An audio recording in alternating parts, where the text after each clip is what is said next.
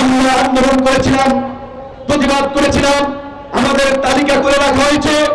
আমাদের যুবনেতা তিয়াস বলেছে প্রোগ্রাম করতে এসেছে, অবরুদ্ধ করে রাখা হয়েছিল। সেই শক্তিধর দৈত্য দানবের আজকে কোথায়?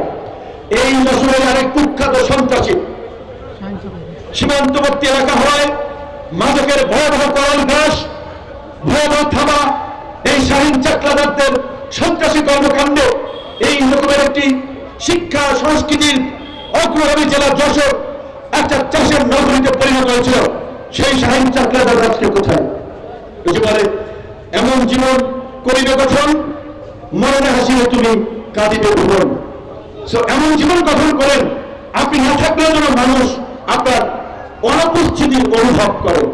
আজকে ক্ষমতায় থাকতে এত দাপট, এত প্রতাপ, ক্ষমতা শেষ, দেশেও থাকতে পারে না, গাছটি প্রত্যাবর্তন করে সীমান্ত নিয়ে পালাইছে। এই ক্ষমতার বাহাদুরি দেখাইন না। ইভেন এখনো যারা দেখাচ্ছেন, অল্প কয়েকদিনের ক্ষমতা পেয়ে যারা ধরাকে সরা জ্ঞান মনে করছেন, ক্ষমতার অপব্যবহার করছেন, জনগণের কাছে জবাবদিহিতা করতে ভুলে গেছেন, পতিত স্বৈরাচারের দোষরদের দিকে তাকান। আজকে পরিষ্কারভাবে আমরা বলতে চাই, আমরা গণ অধিকার পরিষদ ভবিষ্যতে কতদূর যেতে পারি, কতজন এমপি মন্ত্রী হয়, কবে সরকার গঠন করে, সেটা আমাদের কাছে বিবেচ্য বিষয় নয়। আমাদের বিবেচ্য বিষয়, আমরা এই দেশের দুর্বৃত্তায়িত রাজনীতির পরিবর্তনে যে আওয়াজ তুলেছি, রাজনীতিতে নতুন ধারার যে স্লোগান তুলেছি, সেই স্লোগান প্রতিষ্ঠা করা।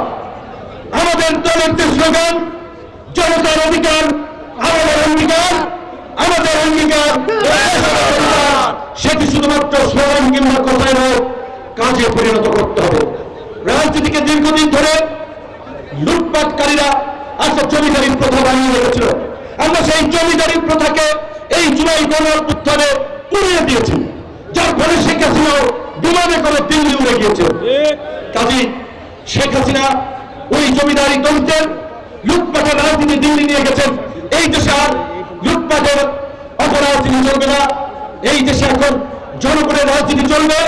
যারা জনপ্রতিনিধি হবেন তারা জনগণের প্রতি দায়বদ্ধ থাকবেন, রাষ্ট্র তার নাগরিকদের প্রতি দায়বদ্ধ থাকবেন। পুলিশ, রেল আইন শৃঙ্খলা বাহিনী কোন দলীয় বাহিনী হবে না, কোন সরকারের পেটার বাহিনী হবে না, তারা জনগণের সেবা দানকারী একটি প্রতিষ্ঠান হবে। সেই জন্য আমরা বলছি, পুলিশ প্রশাসনের নিয়োগ পদোন্নতির একটি স্বচ্ছ প্রক্রিয়া নিশ্চিত করার জন্য এই ব্যবস্থায় সংস্কার আনতে হবে। পুরনো ব্যবস্থা দিয়ে নতুন রাষ্ট্র ব্যবস্থা সম্ভব নয়। আজকে সেই কোটা সংস্কার আন্দোলন থেকে রাষ্ট্র সংস্কারের লক্ষ্যে আমরা একটি ছাত্র সংগঠন থেকে একটি রাজনৈতিক দল গঠন করেছিলাম। নিরাপদ সড়ক আন্দোলনের স্কুল কলেজের কিশোরেরা যে রাষ্ট্র সংস্কারের আওয়াজ তুলেছিল, সেই রাষ্ট্র সংস্কারের আজকে আমাদের সামনে সুযোগ হয়েছে, আজকে আমাদেরকে সুযোগ এনে দিয়েছে।